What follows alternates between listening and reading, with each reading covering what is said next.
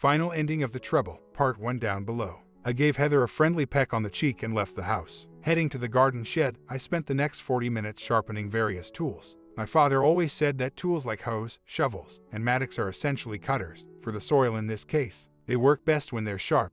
After finishing with the larger tools, I honed the pruners until they were as sharp as razors. During my work, there was a gentle tap on the door, and Heather peeked in, looking hesitant. Please, don't be too hard on him. He's struggling with what he sees as his biggest failure, not being able to support his family. I get it, I responded soothingly, but that doesn't excuse his behavior towards those trying to help. His father's mistakes are his own, not his son's. He lost a bright future with a very special woman because of poor decisions, and that's something he has to come to terms with. Now, it's about making better choices going forward. His son needs to think about his path too. Angie often says how much she misses you all, especially the grandchildren. Heather, I'm certain she'll support her family, but she won't just hand over money without thought. She's been wanting you to move in for a long time, and this might be her chance. I'm pretty sure she'll offer him a job. She sees him as her successor, not me. I've made it clear I don't want to be involved with her business. Anyway, where are you staying tonight? We've got a room at the Marriott, just for tonight. After that, I'm not sure. I might have an idea, but I need to discuss it with your mother-in-law first. Let's head back. Dinner time is approaching, and I bet Jeremiah hates to miss a meal. Heather embraced me warmly. I wish you were their grandfather. It would ease my mind. As I entered the kitchen, I saw the mess left from the kids' baking attempts and decided, tonight, we're grilling. I inquired about their favorite dishes and sent Heather off in my car to the market, Junior accompanying her. I pondered the conversation they might have. After Angie had put the kids to bed and cleaned them up, we took the chance to tidy the kitchen. Did you enjoy the day? I asked. Her tears slowly trickled down her cheeks. I really wish we could keep them. Lynette adores them, darling. She mentioned Grandpa Reggie was planning to cook the corn you brought for dinner tonight. Is it okay if they start calling you Grandpa? I grumbled slightly. I dislike that as much as when you call me darling. Oh, it's too much? She laughed softly. Maybe I should find a different nickname. What do you think of Sweetie? I grimaced. No thanks, darling is fine. Okay, she replied, and then embraced me. Our embrace turned into a deep kiss, interrupted by the sound of laughter. Linny had woken up. Quickly, I picked her up, and we both covered her with kisses for a short while. Grandpa, are we going to cook the corn now? Yes, sweetheart, let's go. Earlier, I had soaked the corn in ice water, and now it was ready. I lifted Linny onto a tall chair at the prep table and taught her how to prepare the corn for grilling. Soon, Jer joined in, and their mother entered, greeted by the children's excitement about the evening's feast, which included their favorites. Jer assisted me with the chicken, while their mother prepared the steaks and chops. Angie then took over to prepare the sides, coleslaw, thick-cut fries, and marinated zucchini slices. The cupcakes, our chosen dessert, stood invitingly on the counter. Junior chose to stay with his dad, which seemed to ease Heather a bit. I cooked generously, anticipating their varied tastes. Linny joyfully ate her meal, especially enjoying the corn, while Jer focused on his favorites. Then it was time for cupcakes. Linny, beaming with pride, brought one to me, declaring she made it especially for me. I thanked her warmly, appreciating her effort as I savored every bite. Later, when Heather announced a sleepover, the children were thrilled. After bath time, they were in their pajamas, and we settled them down, taking turns reading bedtime stories. Angie clung to my hand, her face radiating contentment, as we shared this simple, joyous family moment. Heather was relaxing in the living room with a glass of wine, expressing her gratitude for the chance to unwind. You don't realize how much I needed this break, she sighed. Angie responded with a smile. I can relate. Remember how energetic JR was. Always kept us on our toes. But don't worry, we're here to help out. You might even start looking forward to these little escapes. Heather chuckled. That sounds heavenly, but it all hinges on what your son decides. Angie sat close, offering a comforting embrace. I understand, dear. We're figuring things out. Later that evening, our bedroom conversation took a deep turn. Are you aware of their full situation? I queried. Partially, Angie admitted, her frustration evident. I was so upset when I learned about it. They could have returned here, we would have supported them. I feel like your son's pride is getting in the way, just like your ex's used to, I mentioned. What was the discussion about when I was with Heather and the kids? Angie sighed. He's got this investment idea, asking for a hefty sum. Sure, I have savings, but I'm not just handing it over without proper research. He didn't take well to my request for more time. They're financially tight, tonight's their last at the hotel. He's too proud to consider staying here. I offered, what if I propose something? Go ahead, she replied, intrigued. My rental property is vacant since the tenants left last week. They were only there temporarily. Why not let them stay there at no cost? It could give them the space to sort things out, and maybe we can help Heather find something to occupy her time while he figures things out. Angie's affectionate exclamation, I love you, filled the room, her voice stronger than usual. Her reluctance to express her feelings often frustrated me, especially when discussions about our future together led to her citing our age difference. It was becoming a sore point, and her repeated hesitations were testing my patience. I reached my breaking point. Before she could react, she found herself sitting awkwardly across my knees. I paused for a moment, taking in her appearance, then let my hand fall sharply. Her reaction was immediate and loud, full of protests and exclamations of discomfort. "Oh, stop, that's painful. Why are you?" Her complaints were cut short by another sharp smack, and I admit I let my frustration get the better of me. But I kept it controlled, delivering exactly 7 sharp reminders of her behavior before she slumped to the floor, softly whimpering. "Remember, this is the consequence every time that issue comes up, and it'll increase by 1 each time," I warned her sternly. "You need to understand, I'm not bothered by your age. It's about us. If this is how things are, maybe it's better I leave now." She looked up from the couch, teary-eyed, as I walked past with my suitcase. Her surprise was evident, perhaps not expecting me to actually leave. "Wait, please, can't we? I'll be in touch, but not immediately. I need some space to think if this is all worth it," I said, leaving her pleading as I exited. Business called me away, dealing with a construction project under threat from union issues and supply shortages. Frustrated and decisive, I pulled our crew from the site, causing a stir and forcing negotiations with the unions and suppliers to turn in our favor. My actions were bold but justified, leading to better terms and grudging respect from my business partners. A little over a week later, I found Angie waiting for me, a mix of fear and resolve in her eyes. As we met, emotions ran high, and she flung herself into my embrace, words and apologies tumbling out. After a moment, I led her away from prying eyes into the privacy of the office, signifying a private reconciliation as our professional world continued to churn outside. "I'm sorry I lost my temper with you. The frustration was just too much, and I acted out. If we're going to move forward, I need you to understand that. I hope you know that these incidents don't define my feelings for you." She instinctively touched her cheek, hinting at the discomfort. "I think I understand now. I forgive you, but it can't happen again. I can only promise to remind you of the consequences if we ever approach this topic again." "That's fair. Now let's go home. I need you to make amends in a meaningful way, to show you truly regret it." I smiled, appreciating her approach. "I'll do more than expected to make up for my mistake." We continued to chat and share affection until the team dared to return. I turned to my assistant. "You've got the reins for the rest of this project, Mark. You've shown potential, so take this as an opportunity. Do well, and a project manager position could be yours. But remember, Mark, no nonsense. Be firm and stand your ground. Understand?" "Good. I'll see you at the headquarters." Mark completed the work a week early and significantly under budget. I praised his leadership and suggested rewarding the team, ensuring he delivered the bonuses personally. I gave him a substantial bonus too. Angie and I were slowly mending our relationship, yet something felt off. Her hesitation to talk about marriage troubled me. I cherished the idea of marriage, of publicly declaring our unity. I remembered the happier times in my previous marriage and longed for that commitment. Now, with her son's presence, the tension was palpable. 2 weeks later, she had to break difficult news to her son about his questionable business venture, which turned out to be a dubious scheme. Angie suggested he should work for her temporarily to earn some extra cash. He was hesitant at first, but changed his mind when Heather, tired of waiting, secured employment with a construction firm as an office assistant. Her salary was commendably high, not due to her identity but because the company, co-founded by me and my partners, valued and rewarded top talent. Sarah, responsible for office operations, proposed establishing a company daycare to alleviate childcare expenses for employees, particularly beneficial for single parents like herself. Funded by an inheritance, her involvement was pivotal in transforming our casual discussions into the inception of our own business, SDR Construction, named after Sarah, David, and myself, Reggie. Our firm flourished into a successful enterprise, recognized for its quality work at fair prices. When we departed our previous company, taking some colleagues with us, they threatened legal action, but our legal advisor had anticipated such maneuvers. Sarah, enduring years of workplace difficulties, had the satisfaction of addressing our former employer's grievances. If Heather arrived after me at work, she'd bring the children to me before daycare, a routine I cherished. One day, I found gifts on my desk, including mugs with heartfelt messages and photos, making me feel deeply valued. Heather's role evolved to handling company errands, requiring reliable transport.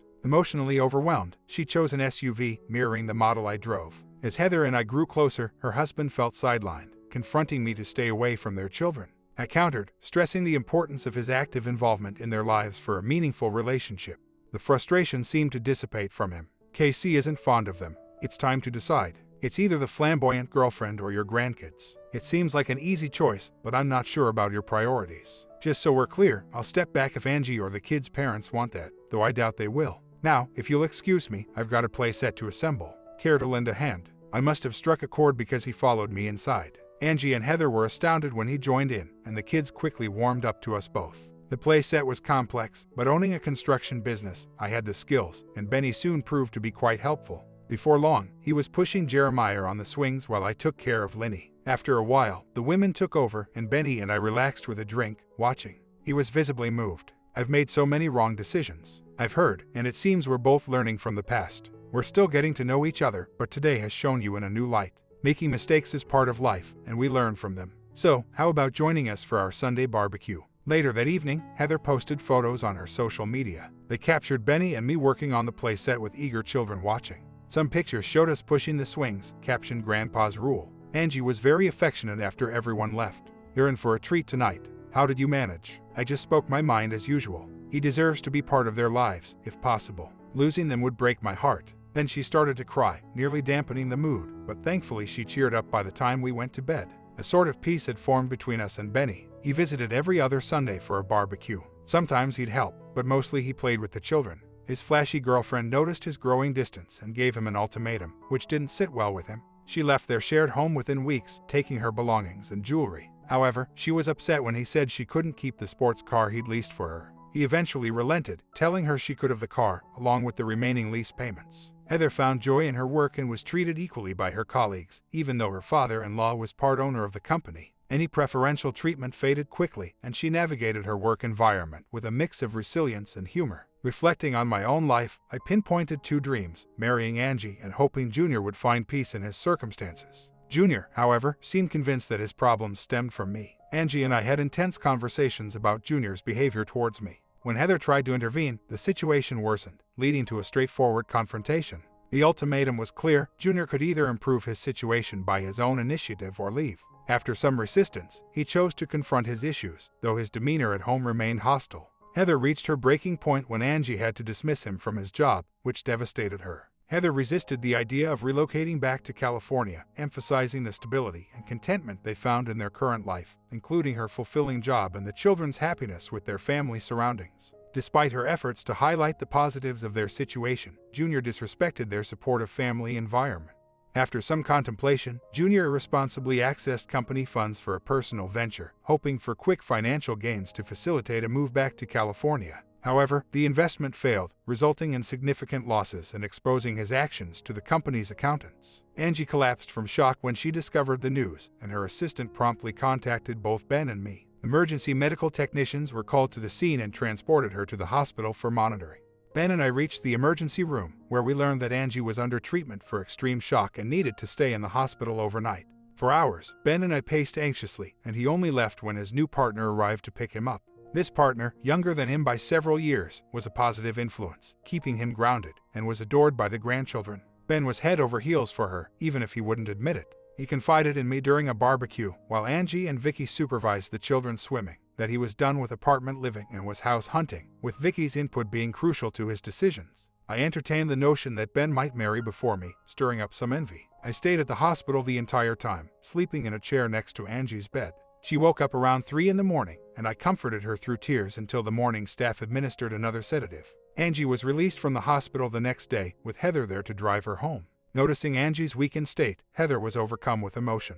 I ended up driving them, while they supported each other in the backseat. Once home, Heather shared her own troubling news, revealing her partner had left, taking his belongings with him, leaving her uncertain about his return. Heather had begun referring to Angie as Mom, and given her own parents' distant location, she embraced us as her parental figures, affectionately calling me Dad. In a subsequent discussion, Heather revealed that their savings had been drained. She had once hinted that they were saving for a future necessity, possibly foreseeing a day when they might need to leave. Angie later explained they were actually gathering funds for a house down payment, hoping I would build it on some land she owned. Heather stayed with us, seething with frustration, while the children enjoyed her company. Eventually, however, they all felt the pull to return to their own home. 2 weeks in, Angie's frustration peaked, leading her to track the GPS on his car, a car her company owned. It led her to a small town in Texas. So, Ben and I took a flight to retrieve him. In a modest bar, we found him, surrounded by locals, boasting about his business acumen, his stories validated by the patrons as long as he footed the bill.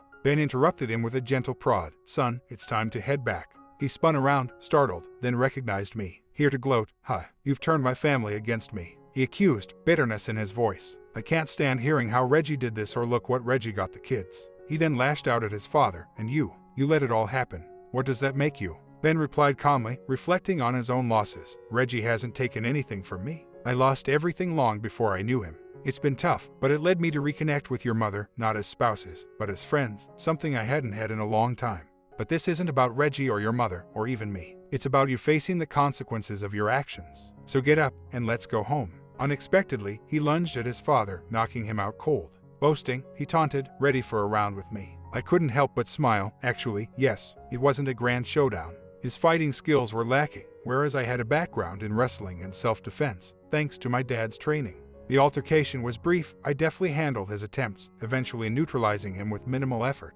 Just as I was ready to continue, a deputy intervened. That's enough. We'll handle it from here. The bartender was quick to call the authorities when he saw the scuffle, and soon enough, JR was being hauled up from the bar floor to be handcuffed, while emergency services attended to Benny. The fall had been severe, necessitating a hospital visit for a possible concussion. Legal action was inevitable, with the bartender and law enforcement eager to file charges for the commotion, property damage, and the assaults, including one on a police officer. During the arrest, JR resisted fiercely until an officer subdued him, leading to his quick compliance. His bail was set high, and neither Benny nor I felt compelled to pay it. JR remained incarcerated for weeks until his court appearance, where he accepted a plea for reduced charges. The verdict led to a 1-year sentence, adjusted for the time he had already served, plus probation. He was also ordered to compensate for the damages and pay a substantial fine. Angie, stepping in financially, ensured he could serve his probation locally, yet this did little to improve his demeanor. Shortly after his return, Heather confronted him, signaling the end of their relationship and setting the stage for a tumultuous separation. The tension escalated when Heather served him with divorce and support claims, exacerbating his already precarious situation, especially with his job loss threatening his probation status. During these trying times, Heather sought comfort with Angie and me, highlighting the emotional toll the ordeal had on everyone, including the children. In the midst of this, I found moments of levity, teasing Angie about her habit of monopolizing the blankets at night, a small but amusing quirk in our otherwise strained circumstances. Should I fetch the heating pad? I won't take long, and I'll cuddle with you until you're content like a cat when I return. She just gave me a peck, turned over, and was asleep before I even started the car. I headed straight to Benny's place and knocked loudly on the door. Junior peeked out, saw me, and attempted to close it. I pushed the door open forcefully, making him fall back. I closed the door and sat down while he struggled to his feet. If you want to fight, go ahead. There's no one here to protect you, and I'm ready to confront you thoroughly. I'll call the police. Go ahead. But we need to have a serious talk about your future. Let's review your recent actions. You returned from California broke, moving back in with your parents. Your mom was ecstatic, thinking about her retirement, and even gave you a significant role in the business. We provided you with a place to stay, cars to drive, and helped with the kids whenever you allowed. You should have been overjoyed. Heather mentioned it was the happiest time of her marriage. You then made some reckless decisions, thinking you were invincible. Was that enough for you? Clearly not, as you betrayed your own family and engaged in foolish plans, trying to outsmart everyone, only to fail miserably. You squandered a thriving business and risked losing a family that values you. Does that cover it? Now, what is it that you want, Junior? What will make you satisfied? Do you thrive on causing others distress? If so, you're succeeding. This is your only chance to change. Ignore it and I'll leave. Just remember, someone as special as Heather won't be alone for long. A decent man will see her worth and cherish her. Or perhaps you want to end up in jail, which will surely be an eye-opener for you. Let me tell you, you're not cut out for that life. I continued, expressing the frustration I had restrained out of respect for his family. Now, with nothing holding me back, I paced the room, then stopped in front of him. So, what's it going to be? Will you take responsibility, or continue to disappoint? Wow, he started shedding tears. I found it quite a scene and watched as he let it all out. I'm jobless, and nobody around here wants anything to do with me. Stuck in this state because of probation, and if I don't find work soon, I'm in trouble. Even a minor traffic issue could land me in hot water. My chances of reuniting with my family are slim. My parents can't stand me, and you're probably getting a kick out of this. I gave him a firm slap. Had enough of feeling sorry for yourself. I'm going to help you, but not just for your sake. I'm doing it for the family I care about. I dropped my business card in front of him. Be at this address Monday morning at 8. If you're not there, you're on your own. Forget the suit. You won't need one for a while, if ever. Come in sturdy jeans, solid boots, and a work shirt. Welcome to construction. You're going to work hard, no complaints or tears. You'll follow orders, and I'll be keeping an eye on you. As I headed to the door, I added, also, 25% of your earnings will go directly to Heather. You've got kids to look after, and if you want any chance of fixing things with your family, that's where you start. Driving home, I wondered if my words had any impact. Monday would tell. Seeing Angie all bundled up brought a smile to my face. I joked before that she must have been a lizard in a past life, given her icy demeanor. She just smiled back. Lizards enjoy basking on warm stones, I get that. I prefer snuggling with someone who keeps me warm, she said. Chapter 13. I was genuinely surprised to see him at the office on Monday. I assigned him to a local crew, instructing the supervisor and team leaders to be firm but fair. He deserves a shot. This job means a lot to him. Later, I learned he went home and wept after his first day because he was in so much pain. Despite the struggle, he kept showing up. A month in, he started to build strength and developed a knack for sheetrock work. Watching him from my office, covered in dust, he seemed like a different person. When Heather noticed his name on the payroll and the support payments hitting her account, she stormed into my office. "Did you arrange this, Dad? Someone had to employ him, and I wanted to spare you and the kids the pain of jail visits. I had a word with him, that's all." She raised an eyebrow. "Sure, or maybe you scared him into it." "I never did anything like that. If you think he didn't, it's because he's more scared of you than I realized. Do you think he'll stick around?" "We'll see, sweetie. Now, go pick up the kids from daycare so I can say goodbye to them properly." "Sure, but I want my kiss first." Their interactions were limited to brief encounters in the hallways, hardly exchanging words. Then, he pleaded with her one day to let him have lunch with his kids at the daycare's picnic area. She hesitated, cautioning him sternly on proper conduct before relenting and joining them to ensure everything went smoothly. Things went well until Linny climbed onto his lap, excitedly showing off her new hard hat, exclaiming, "Look, Daddy, I have a hard hat too. We're going to be builders like Grandpa." Overwhelmed, he tearfully hugged her and his son, Jeremiah, then turned to Heather, expressing gratitude for her generosity, his voice laden with emotion. Heather, touched, also shed a few tears. Whenever he was working nearby, he made it a point to join them for lunch, always inviting Heather to join if she was available. She often did. He moved out of his father's townhouse into a modest studio apartment closer to his work. I arranged for him to use a company vehicle, emphasizing it should be for essential use only, especially since it was spacious enough for the kids' rides, which Heather sometimes allowed. After 6 months, Heather came to my office, closing the door behind her. "Dad, can we talk?" "Of course, dear. What's on your mind?" "It's about Benny." I understood she was referring to her Benny and nodded. "He's been visiting us for dinner quite frequently. I've noticed he's changing. I have a favor to ask. He really wants to reconnect with his parents. May I take him to see them on Sunday?" His parents had distanced themselves from him. Angie was unaware that I had employed him, a detail I deliberately never mentioned.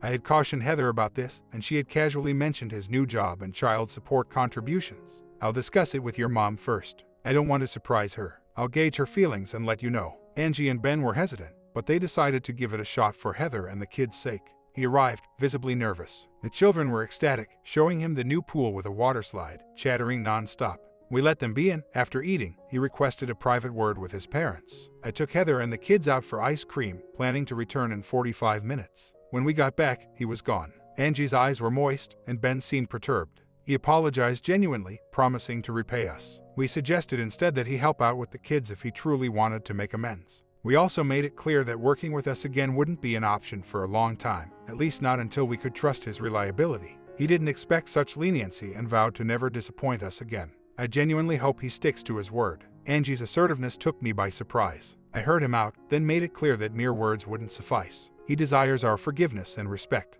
He has to earn it, not just with us but with his own family too. Then he has many shortcomings to rectify, and I truly hope he steps up. Later, in the quiet of the night, Angie shared more insights. "He spoke highly of you, seeing you as a role model. And unexpectedly, he advised me," she revealed. "He urged me to make a commitment and stop hesitating, suggesting that if I was too scared of settling down, maybe I should free you to find someone else. I'm beginning to appreciate him," she admitted. Teasingly poking me, she said, "Stop joking. This is important." "Indeed, it is. And speaking of important matters, have you ever thought about marrying me?" I inquired. She tensed up, and I turned away, only to feel her embrace from behind. I've been terrified. Reflecting on the past, I tolerated too much. I vowed never to let anyone dominate me like that again. Before I could react, she held me closer. "I'm thinking of leaving tomorrow." Her sudden slap caught me off guard, a stark reminder of her intensity. "You're not going anywhere. What I'm trying to say is, I've evolved. You influence me more than anyone ever has. Your kindness, your gestures, the joy you bring, especially when the kids are around, that's what I cherish now. So, awkwardly, I'm hinting that if you were to propose, the answer might be different this time."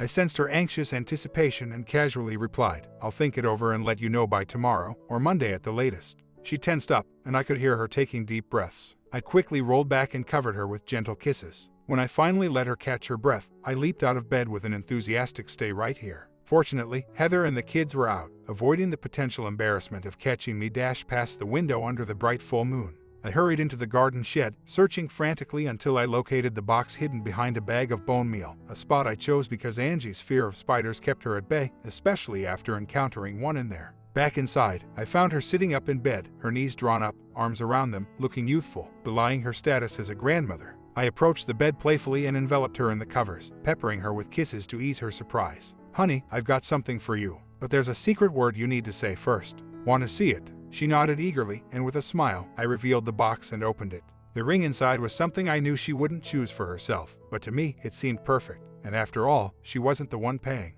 Her eyes widened in surprise, and she attempted to wriggle free from the covers. "You don't like it? I thought it was perfect for you, but I can return it if you prefer." She then playfully hit my chest, her left hand reaching out. "Give it here." "Hold on, you haven't said the secret word yet. Want to guess?" She playfully retorted, "You're terrible at surprises." "Yes, okay. Yes, with all my heart, I'm ready to be Mrs. Reginald Wilkes. Now, I believe you have something that's mine, something I will treasure forever. Hand it over." I insisted on a kiss before I carefully placed the ring on her finger, a symbol of my affection. We shared a moment of emotional embrace, tears mingling with joy. Once the tears stopped, we shared tender kisses, until, suddenly, she leaped out to grab her phone, eager to share the news. "I need to call Heather, and Vicky, Barb, Alice." I gently took the phone from her. "You can't." "Why not? It's 1:30 in the morning. They'll be happy to hear, but not at this hour. Let's get some more rest." She playfully tackled me back onto the bed, laughing. In my mind, I marveled at how vibrant we still were, despite our ages. We felt like teenagers that night, not waking until late morning when Heather dropped by. Angie shuffled out of bed and flung the door open, shoving her hand in Heather's face without a word. Heather's shriek set Angie off, prompting me to rise and brew some coffee. It took making breakfast and halfway through it for them to simmer down to a state where we could talk properly. Post-breakfast, they were glued to their phones, so I made a quick exit, rang Ben, and we headed out on the boat. As we fished from the specially designed platform, I shared the events of the previous evening. After Ben caught a bass, he flashed a triumphant smile and extended his hand, saying, "You've got yourself an incredible partner. Just remember, treat her right, or else. I might not be a brawler, but I'm a sharp shooter." I retorted, "No worries, I'll keep things straight. No need for your arsenal." From the boat, he phoned to send his best wishes, then announced with a chuckle, "I'll be your best man." Heather and Vicky are on bridesmaid duty, and though they're a bit mature for the roles, Jer and Linny will play ringbearer and flower girl. "Can you manage to move out before the wedding?" I sighed, "I'll bear it." Fast forward 16 years, Angie, Ben, Vicky, and I beamed with pride as Lynette, clad in her graduation robe, received her master's in construction management and engineering, achieving a dual major. Her thesis, titled Building a Box, became the highlight of her commencement speech. She recounted her journey from crafting a simple keepsake box at 9, complete with hinges and a latch, to constructing a family vacation bungalow. She credited her grandfather Wilkes for her hands-on building skills, emphasizing the foundational principle of starting with a box, and her grandfather Ben Bassett SR, for imparting the ethics of building solid business and personal relationships. Lynette concluded, "The lessons of integrity and strength from my family have taught me to build a durable box in every facet of life, ensuring that when I build a life with someone, it will be as strong and flawless as can be." The moment was poignant. Yet, she omitted any mention of her father in her speech. After initially attending the cookout, he moved in a few months later, and it wasn't long before they rekindled their connection.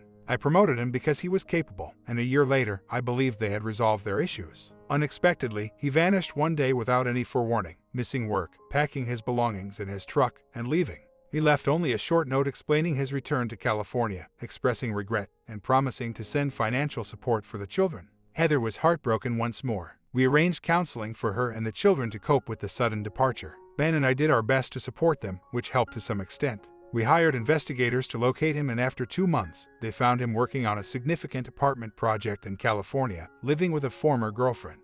His return to the West Coast was apparently influenced by her. After he returned, she moved on and married, but their marriage was short-lived. They remained in contact via email, using an account unknown to Heather, and when she informed him of her single status and expressed her longing, he left promptly. Heather grieved briefly before moving forward with her life. She couldn't abandon her responsibilities and the children like he did. 3 months after his departure, she initiated a divorce and served him at his workplace. The divorce papers included a clause for child support, but she offered him an alternative to relinquish his parental rights. 2 years later, Heather had become the assistant head of payroll and HR, interacting with every employee in various capacities. I had financed her education, allowing her to study part-time while working.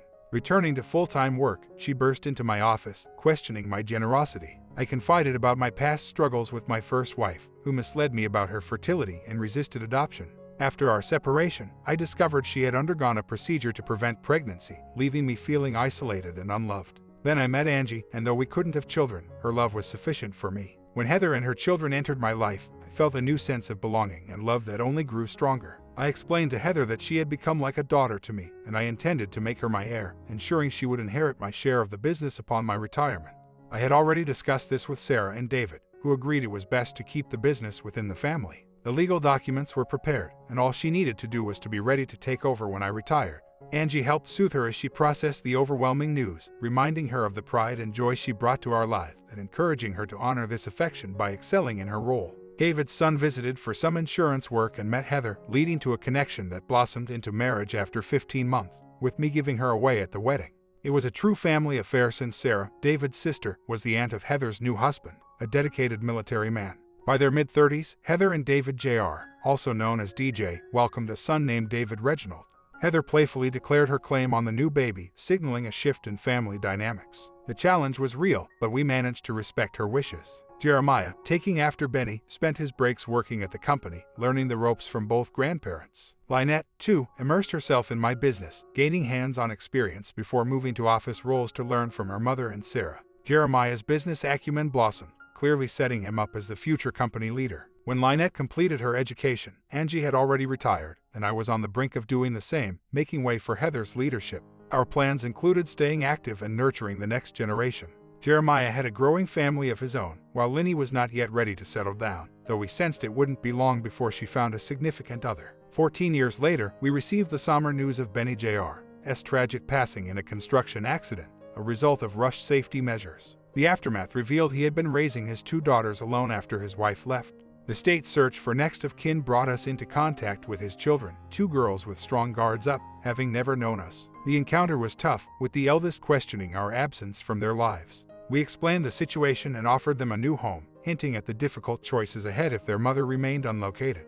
The conversation was a blend of tension and the potential for a new beginning, as we navigated the complex family dynamics and unforeseen responsibilities. The elder one was firm, while the younger seemed more timid, so I gently focused on her. "What do you say, young lady? Fancy some new attire, a spacious home, and some older siblings to watch over you. I've heard I make a grand old grandparent. Just ask around if you need proof." Benny chimed in, joking about our friendly rivalry in pampering our grandchildren.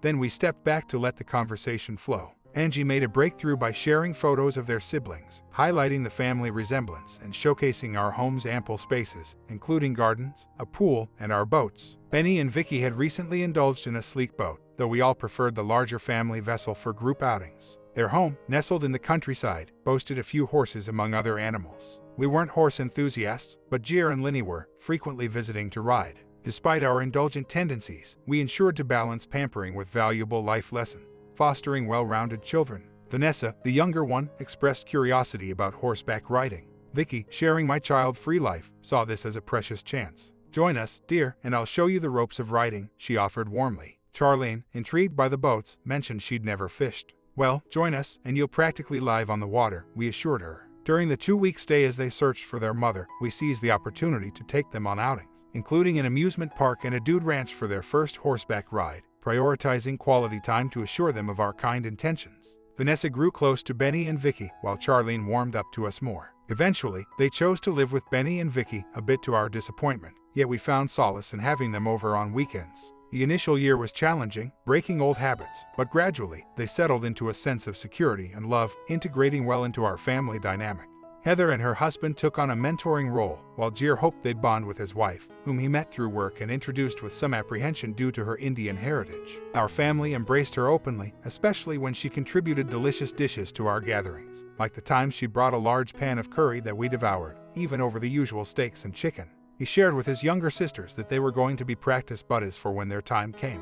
They were so captivated by Mary, her adopted name, that they even wore saris to a friend's wedding. Those photos are now treasured on our wall. Their presence seemed to keep us youthful. Angie attended Vanessa's high school graduation, which turned out to be her final public outing.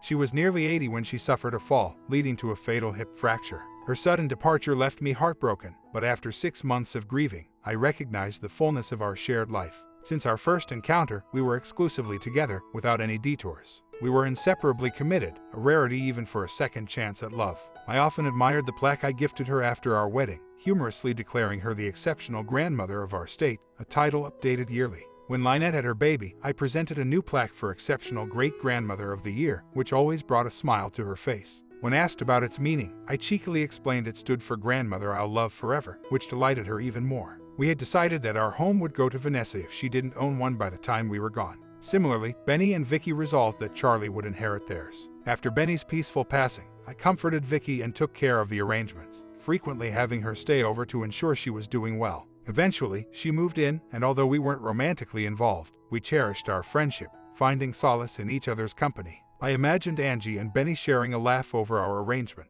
We often spent evenings on the porch, reminiscing about our partners and acknowledging how fortunate we were in our companionships. One evening, Vicky chose to stay outside longer, savoring the night's chill. When I returned to check on her, I found she had peacefully passed away. As I sat beside her, waiting for the ambulance, I spoke to her, expressing how she had achieved her dreams, a loving husband, a family, and the warmth of a close-knit household. I hoped she could convey a message to Angie, promising a new plaque signifying eternal love. After the paramedics arrived and took her away, I braced myself for the flurry of incoming calls and the impact of her loss on the family, particularly the girls who had come to call her mom. Looking at the stars, I felt a sense of nearing reunion. Soon, baby, soon. My comment: did you like how this video developed? Do you think this was all meant to be? Comment down below if you enjoyed this, and I will see you in the next video.